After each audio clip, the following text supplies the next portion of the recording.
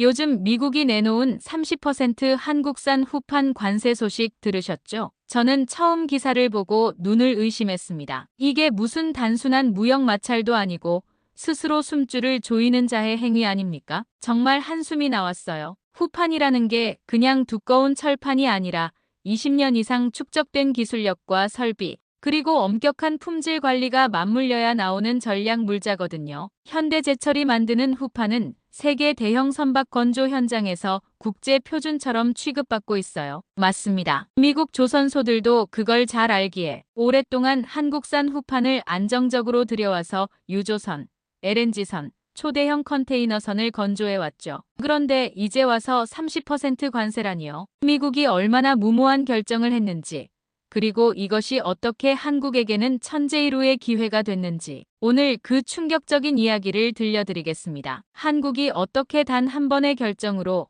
미국의 해양 패권을 무너뜨리고 전 세계 바다의 새로운 지배자가 됐는지 그 놀라운 반전 드라마가 지금 시작됩니다. 끝까지 시청하시면 한국이 얼마나 대단한 나라인지 새삼 깨닫게 되실 거예요. 그럼 지금 바로 시작해 보겠습니다. 안녕하세요. 저는 현대제철 전략 총괄 민수연입니다. 오늘 여러분께 들려드릴 이야기는 미국이 스스로 무덤을 판 날에 관한 것이죠.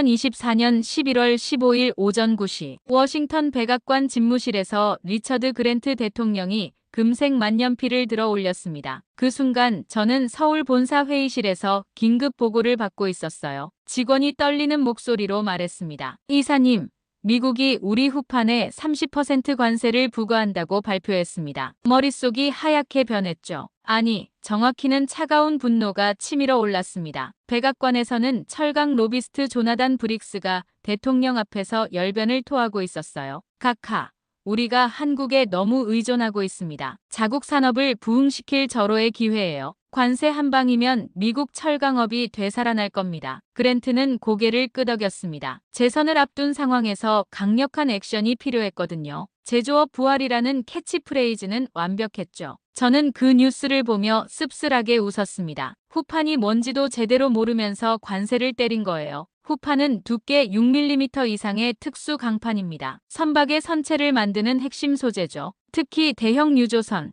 컨테이너선, 그리고 군함에는 절대 필수예요. 문제는 이 후판을 제대로 만들 수 있는 나라가 별로 없다는 겁니다. 한국이 전 세계 해양용 후판의 65%를 생산해요. 포스코와 현대제철, 동국제강이 독점하고 있죠. 품질은 말할 것도 없고 납기도 완벽합니다. 미국은 자신들이 무엇을 건드렸는지 몰랐어요. 조선업에서 후판은 심장과 같은 존재거든요. 아무리 좋은 엔진과 장비가 있어도 제대로 된 후판 없이는 배 한 척 만들 수 없습니다. 더 웃긴 건 미국 자체 생산 능력이었어요. 불량률이 35%나 됐습니다. 한국은 0.3%죠. 100장 만들면 35장이 쓰레기가 되는 수준이에요. 그런 주제에 관세 30%라니. 그랜트가 서명하는 순간 저는 직감했습니다. 이제 미국 조선업의 운명이 바뀔 거라고요. 30% 관세요? 좋습니다. 그럼 이제 미국 없이도 얼마나 잘 살 수 있는지 보여드리죠. 백악관 관계자들은 축배를 들었지만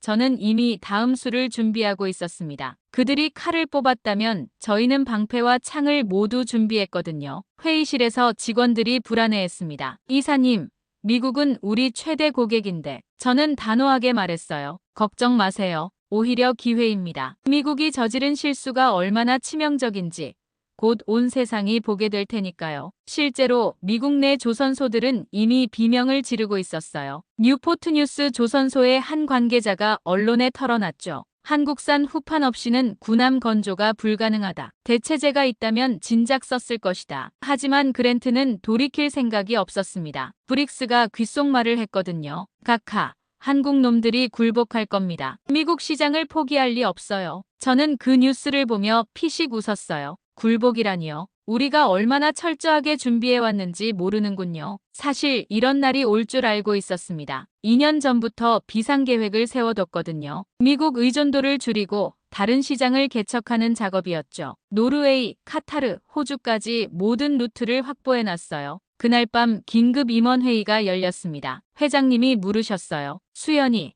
정말 괜찮겠나? 미국 시장 포기하는 게. 저는 자신 있게 대답했습니다. 회장님, 오히려 기회입니다. 미국이 스스로 우리 발목을 잡던 족쇄를 풀어준 거예요. 이제 진짜 글로벌 패권을 잡을 때가 왔습니다. 회의실 공기가 달라졌어요. 모두가 제 눈빛에서 확신을 읽었거든요. 다음 날 새벽 5시, 저는 해외 영업팀을 소집했습니다. 여러분, 역사적인 순간입니다. 미국이 문을 닫았으니 우리가 전 세계 다른 문을 열 차례죠. 48시간 안에 모든 주요 고객사에 연락하세요. 그 순간 저는 확신했어요. 미국의 오만함이 결국 자신들의 무덤을 팔 거라고요. 30% 관세로 시작된 이 게임은 미국의 완전한 패배로 끝날 겁니다. 그날 저녁, 저는 노르웨이 오슬로에 있는 에리크 하겐 회장에게 전화를 걸었습니다. 진짜 승부가 시작된 거죠. 노르웨이는 밤 10시였지만 에리크 하겐 회장은 바로 전화를 받았습니다. 민 이사, 기다리고 있었어요. 미국이 드디어 실수했군요. 저는 차분하게 말했어요. 하겐 회장님, 이제 우리가 움직일 때입니다. 예전에 논의했던 그 계획 말이에요. 전화 너머로 하겐 회장의 웃음소리가 들렸습니다. 20년을 기다린 기회네요. 내일 아침 첫 비행기로 오세요. 전화를 끊고 나서 그날 밤 저는 잠들 수 없었습니다. 2008년 금융위기 때가 자꾸 떠올랐거든요. 그때도 미국은 일방적으로 계약을 파기했었죠. 경제 위기니까 어쩔 수 없다면서 말이에요. 저는 그때 신입사원이었습니다. 입사한 지 6개월 만에 목격한 충격적인 장면이었어요. 상사들이 허탈해하는 모습을 봤죠. 3개월간 밤낮으로 준비한 대형 계약이 하루아침에 휴지 조각이 되는 걸 지켜봤습니다. 당시 부장님이 말씀하셨어요. 수연아, 이게 국제 비즈니스다. 약한 나라는 항상 당하는 거야. 그 말이 가슴에 비수처럼 박혔죠. 그날 저는 마음속으로 다짐했습니다. 언젠가는 반드시 갚아주겠다. 16년이 지났습니다. 이제 제가 전략을 세우는 위치에 올랐어요. 그리고 드디어 기회가 왔죠. 저는 주저없이 결단을 내렸습니다. 미국 수출 전면 중단. 다음 날 아침 긴급 이사회가 소집됐어요. 임원들이 깜짝 놀랐습니다. 수연 이사,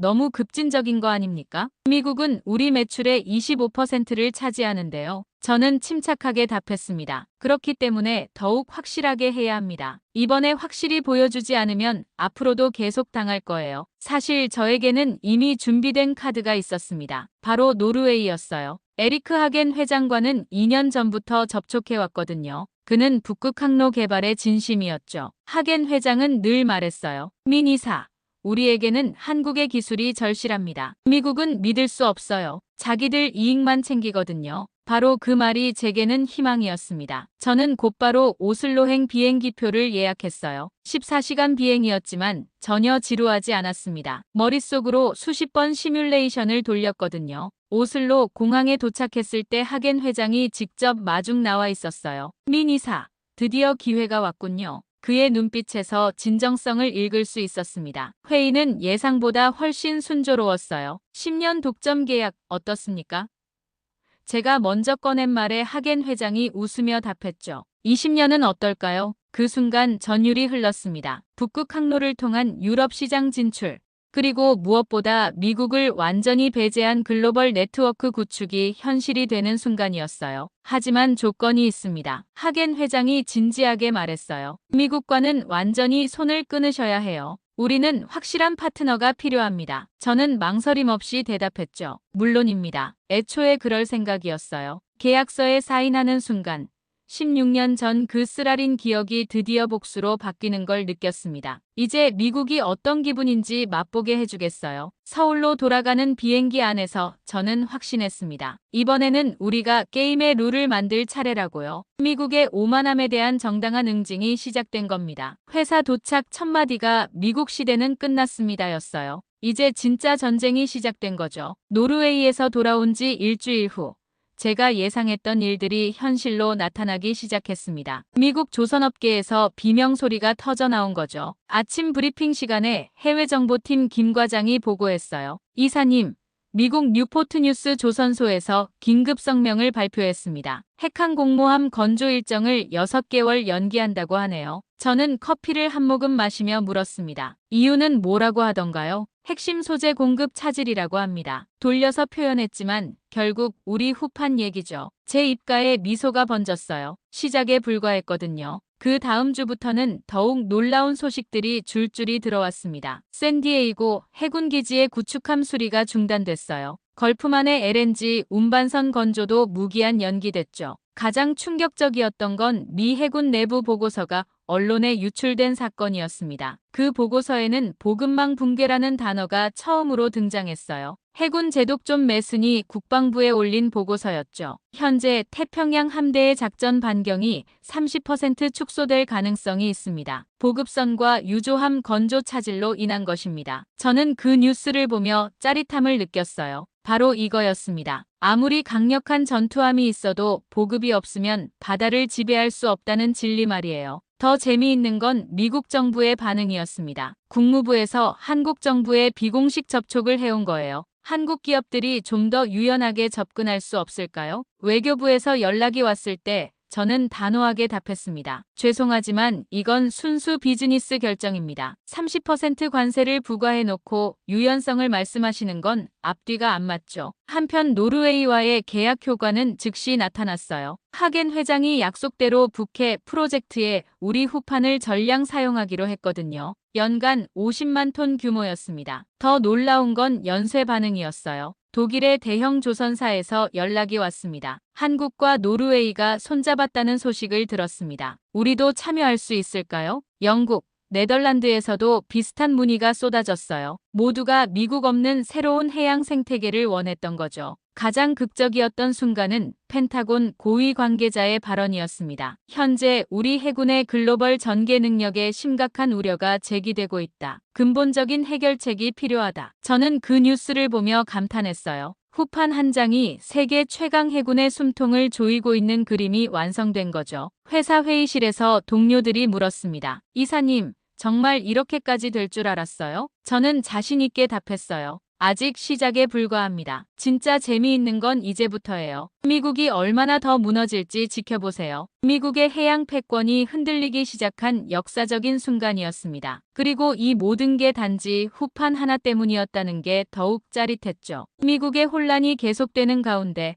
워싱턴에서는 급하게 대안을 찾기 시작했습니다. 하지만 저는 이미 예상하고 있었어요. 그들이 얼마나 절망적인 상황에 처했는지 정확히 알고 있었거든요. 국제철강협회 긴급회의에서 발표할 기회가 생겼습니다. 전 세계 철강업계 관계자들 앞에서 해양용 후판의 진실을 공개하는 자리였어요. 여러분, 오늘 해양용 후판의 3가지 핵심 기술에 대해 말씀드리겠습니다. 첫 번째는 내식성 기술이었어요. 바닷물의 염분과 각종 화학물질에 20년 이상 견뎌야 합니다. 한국은 특수 합금 기술로 이를 완벽하게 해결했죠. 불량률이 0.3%입니다. 두 번째는 용접성이었습니다. 두께 50mm 이상의 후판을 완벽하게 용접하려면 특수 기술이 필요해요. 온도 제어부터 냉각 과정까지 모든 게 정밀해야 하죠. 세 번째가 가장 중요했어요. 바로 대량 생산 능력입니다. 품질을 유지하면서 연간 수백만 톤을 생산할 수 있는 나라는 한국뿐이에요. 발표가 끝나자 질문이 쏟아졌습니다. 미국 대표가 손을 들었어요. 그렇다면 미국의 현재 수준은 어떻습니까? 저는 솔직하게 답했습니다. 불량률 35%입니다. 100장을 만들면 35장이 쓰레기가 되죠.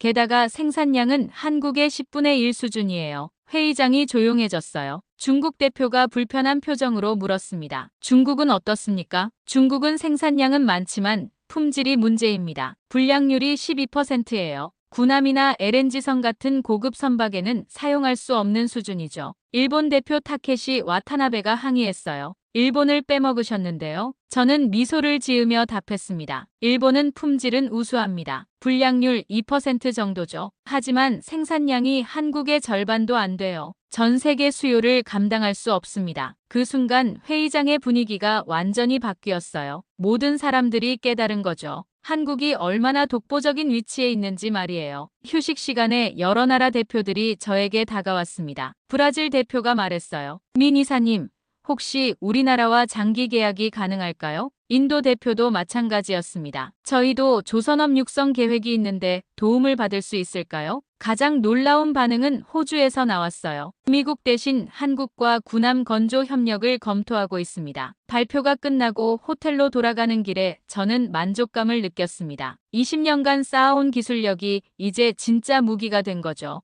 그날 밤 뉴스에서 충격적인 소식이 나왔어요. 미국 의회에서 긴급 청문회가 열렸는데 조선업계 CEO들이 줄줄이 나와서 현실을 털어놨거든요. 의원님들, 솔직히 말씀드리겠습니다. 한국 기술을 따라잡으려면 최소 15년은 걸릴 겁니다. 투자 규모만 500억 달러가 필요해요. 그것도 성공한다는 보장이 없습니다. 가장 절망적인 증언이 나왔어요. 현재 진행 중인 모든 프로젝트를 중단하거나 연기해야 합니다. 대안이 없어요. 저는 그 뉴스를 보며 뿌듯함을 느꼈습니다. 이제 온 세상이 알게 됐어요. 한국이 바다를 지배하는 유일한 열쇠를 쥐고 있다는 사실을 말이죠. 다음 날 회사에서 직원들이 축하해줬어요. 이사님, 이제 정말 우리가 세계 1등이 확실해졌네요. 저는 답했습니다. 아직 끝나지 않았어요. 이제 진짜 게임이 시작됩니다. 전 세계가 우리를 필요로 한다는 걸 확실히 보여줄 때가 왔어요. 국제철강협회 발표 이후 제 사무실은 마치 전쟁터가 됐습니다. 하루에 수십 통의 국제전화가 걸려왔거든요. 모든 나라가 한국과 손잡고 싶어 했어요. 가장 먼저 움직인 건 독일이었습니다. 함부르크 조선사 회장이 직접 서울로 날아왔어요. 민 이사님,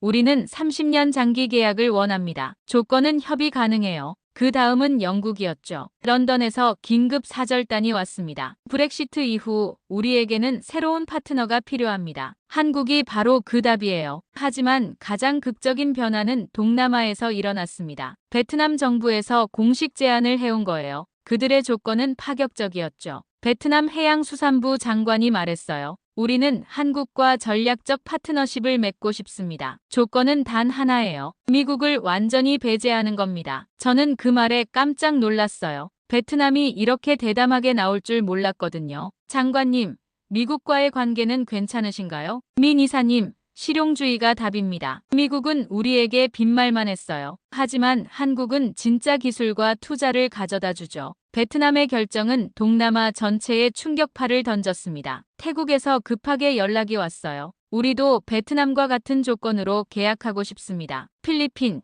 인도네시아, 말레이시아까지 줄줄이 나섰죠. 모두가 같은 말을 했어요. 미국 대신 한국과 함께하겠다. 가장 놀라운 건 중동에서의 반응이었습니다. 카타르 에너지부 장관이 전화를 걸어왔어요. 민 이사님, 우리는 LNG 운반선을 100척 발주할 계획입니다. 모두 한국 후판으로 만들고 싶어요. UAE도 마찬가지였어요. 아부다비 조선소 확장 프로젝트에 한국이 전면 참여해주세요. 조건은 무엇이든 들어드릴게요. 한편 일본과 중국의 반응은 절망적이었습니다. 타케시 와타나베가 긴급히 서울로 날아왔어요. 그의 표정은 처참했죠. 민 이사님, 솔직히 말하겠습니다. 일본 조선업이 살아남으려면 한국의 도움이 필요해요. 저는 차분하게 물었습니다. 구체적으로 어떤 도움 말씀이신가요? 하청 계약입니다. 일본은 설계와 최종 조립만 하고 핵심 소재는 모두 한국에서 공급받고 싶어요. 그 순간 저는 역사가 바뀌는 걸 느꼈어요. 일본이 한국에게 무릎을 꿇는 순간이었거든요. 중국은 더욱 절망적이었어요. 베이징에서 온 사절단이 말했죠. 중국 조선업의 생존을 위해 기술 협력이 필요합니다. 합작법인 설립은 어떨까요? 저는 단호하게 답했어요. 죄송하지만 기술 이전은 불가능합니다. 다만 완제품 공급은 고려해 볼 수 있어요. 그 주 말에 정말 놀라운 일이 벌어졌습니다. 호주 정부에서 공식 발표를 한 거예요. 호주는 미국과의 군함 건조 협력을 중단하고 한국과 새로운 파트너십을 시작합니다. 뉴질랜드도 바로 뒤따랐죠. 태평양 지역 해양 안보를 위해 한국과 전략적 동맹을 체결합니다. 가장 극적인 순간은 인도의 결정이었어요. 모디 총리가 직접 성명을 발표했거든요. 인도양의 평화와 번영을 위해 한국과 포괄적 해양 협력 협정을 체결할 것입니다. 그날 저녁 뉴스에서 전문가들이 분석했어요. 한국이 단 한 번의 결정으로 글로벌 해양 질서를 완전히 바꿔놨습니다. 이제 한국과 계약하지 않으면 바다에서 살아남을 수 없어요. 저는 그 분석을 들으며 뿌듯함을 느꼈습니다. 정말로 도미노가 무너지기 시작한 거죠. 그리고 그 중심에 한국이 있었어요. 이제 전 세계 해양 지도가 완전히 새로 그려지고 있었습니다. 전 세계가 한국과 손잡기 시작한 지 한 달 후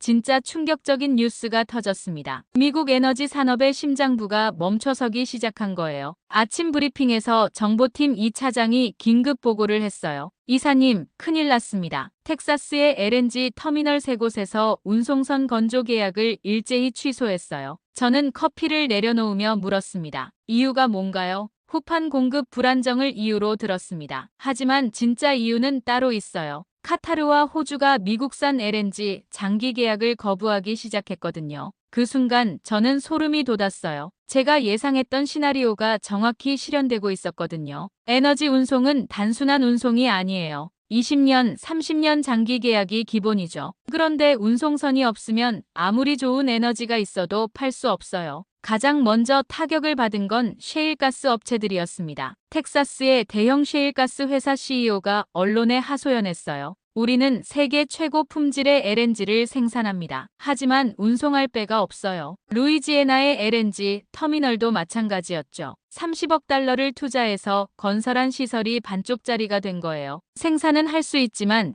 수출은 못하는 상황이 된 거죠. 더 심각한 건 연쇄 취소였어요. 이미 계약된 LNG 운반선 50척의 건조가 중단됐습니다. 위약금만 150억 달러였어요. 한편 카타르는 완전히 다른 그림을 그리고 있었습니다. 카타르 에너지부 장관 알사니가 도하에서 발표했어요. 카타르는 한국과 함께 차세대 LNG 운반선 100척을 건조할 것입니다. 그 발표가 나오자마자 국제 LNG 가격이 요동쳤어요. 카타르-한국 라인은 안정적인 공급을 보장받은 반면 미국산 LNG는 운송 불안정으로 가격 할인을 감수해야 했거든요. 가장 극적인 순간은 일주일 후에 왔습니다. 유럽연합에서 공식 성명을 발표한 거예요. 이유는 에너지 안보를 위해 한국-카타르-노르웨이 삼각협력체와 장기 협정을 체결합니다. 그 뜻은 명확했어요. 미국산 에너지를 점진적으로 줄이고 한국이 보장하는 안정적인 운송망을 선택하겠다는 거죠. 제가 가장 뿌듯했던 순간은 월스트리트 저널의 일면 기사였어요.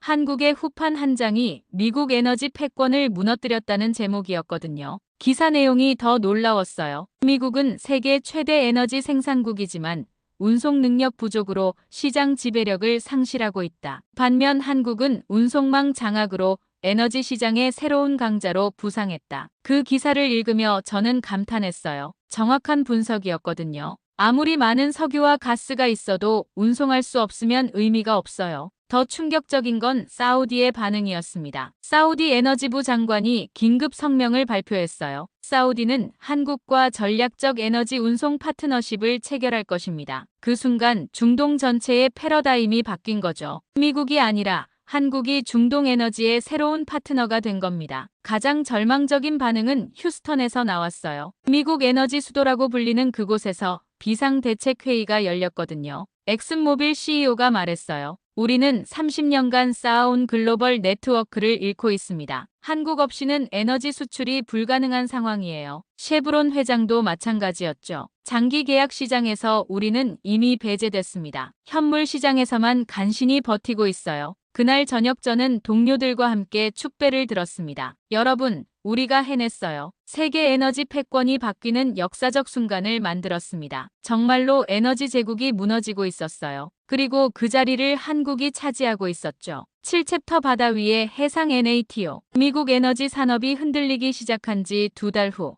저는 오슬로에서 역사적인 순간을 목격하게 됐습니다. 에리크 하겐 회장이 제안한 해상 동맹 회의였거든요. 회의실에는 노르웨이, 카타르, 호주, 베트남, 태국 대표들이 모여 있었어요. 모두 한국과 장기 계약을 체결한 나라들이었죠. 하겐 회장이 회의를 시작했습니다. 여러분, 오늘 우리는 새로운 해양 질서를 만들어야 합니다. 미국 중심의 낡은 시스템을 대체할 완전히 새로운 체계 말이에요. 카타르 에너지부 장관 알사니가 먼저 발언했어요. 우리는 한국의 기술력과 운송망을 바탕으로 완전한 에너지 자립을 이뤘습니다. 이제 이것을 제도화할 때죠. 호주 해양부 장관도 동의했습니다. 태평양 지역의 평화와 번영을 위해서는 새로운 파트너십이 필요해요. 미국은 더 이상 믿을 수 없는 파트너예요. 저는 그 자리에서 감동을 받았어요. 단순한 비즈니스 관계가 아니라 진짜 전략적 동맹으로 발전하고 있었거든요. 베트남 대표가 구체적인 제안을 했습니다. 민간과 군사를 통합한 패키지 계약은 어떨까요? 상업용 선박뿐만 아니라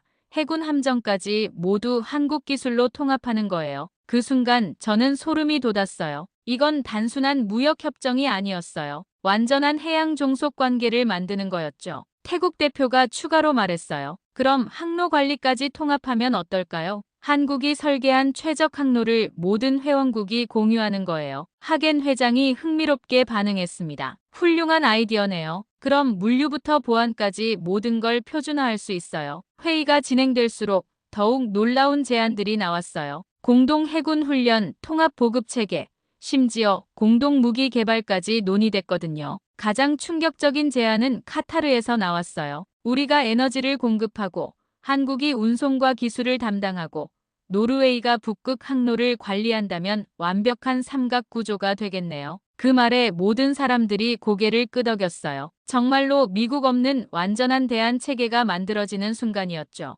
회의 마지막에 하겐 회장이 선언했습니다. 그럼 오늘부터 우리를 해상 파트너십 연합이라고 부르죠. 바다 위에 새로운 NATO예요. 그 순간 저는 전율을 느꼈어요. 정말로 새로운 해양 질서가 탄생하는 역사적 순간이었거든요. 회의가 끝나고 일주일 후 더욱 놀라운 일이 벌어졌습니다. 워싱턴에서 긴급 대책회의가 열렸거든요. 국무장관이 직접 나서서 각국에 압박을 가하기 시작한 거예요. 하지만 반응은 냉담했어요. 노르웨이 외무장관이 공식 성명을 발표했습니다. 노르웨이는 주권국가로서 자유롭게 파트너를 선택할 권리가 있습니다. 카타르는 더 직접적이었어요. 미국의 일방적 압박은 받아들일 수 없습니다. 우리는 실익을 추구할 뿐이에요. 가장 강력한 반발은 호주에서 나왔어요. 호주는 미국의 속국이 아닙니다. 우리의 해양 정책은 우리가 결정해요. 그 주말에 정말 극적인 장면이 연출됐습니다. 6개국 국방장관이 서울에 모여서 공동 성명을 발표한 거예요. 우리는 한국을 중심으로 한 새로운 해양 안보 체계를 구축할 것입니다. 이는 평화와 번영을 위한 선택입니다. 그 성명서를 보며 저는 감탄했어요.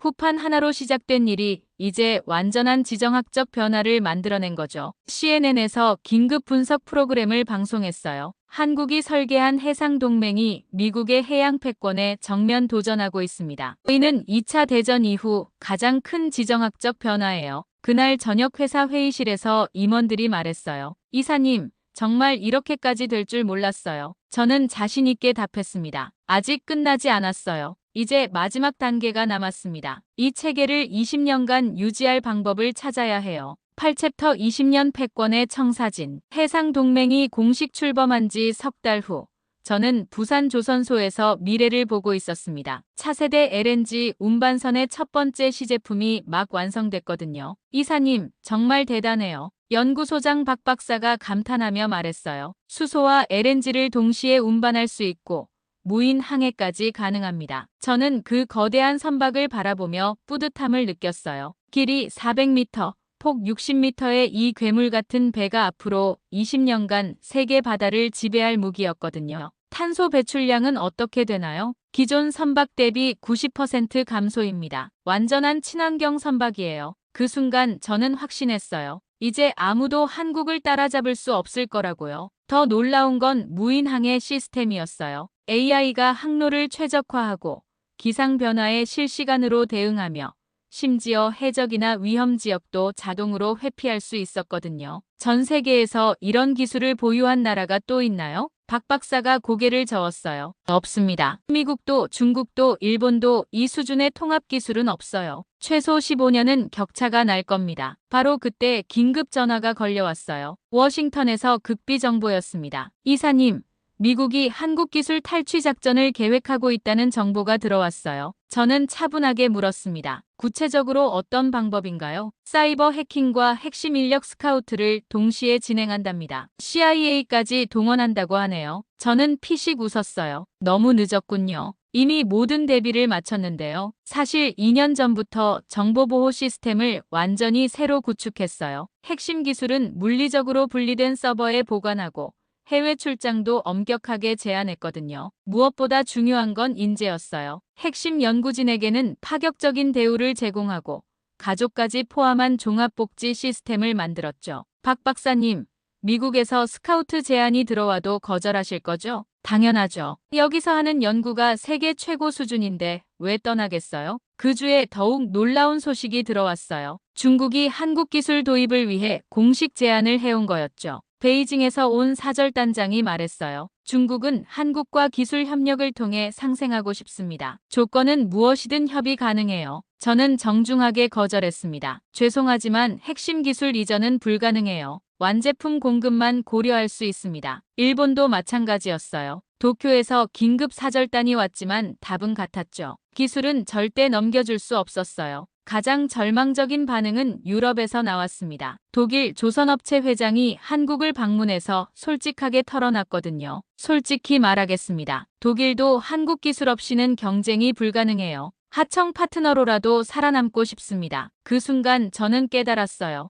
이제 정말로 한국이 세계 해양 기술의 표준이 됐다는 걸 말이죠. 한 달 후 더욱 극적인 장면이 연출됐어요. G7회의에서 미국이 한국 기술 견제 방안을 의제로 올렸는데 다른 나라들이 거부한 거예요. 독일 총리가 명확하게 말했죠. 우리는 한국과 파트너십을 유지할 겁니다. 이는 순수한 경제적 결정이에요. 영국 총리도 마찬가지였어요. 영국의 해양 정책은 실익을 기준으로 결정됩니다. 심지어 프랑스까지 한국 편을 들었어요. 기술 패권은 자연스러운 경쟁의 결과입니다. 그 뉴스를 보며 저는 감격했어요. 이제 정말로 미국이 고립되기 시작한 거죠. 연말에 회사에서 특별보고회가 열렸어요. 회장님이 직접 참석하셨거든요. 수연이 정말 대단한 일을 해냈구나. 한국이 20년간 세계 바다를 지배할 수 있는 기반을 만들었어. 저는 겸손하게 답했습니다. 아직 시작에 불과합니다. 앞으로 더 놀라운 일들이 기다리고 있어요. 마지막 슬라이드에 제가 그린 청사진이 나왔어요.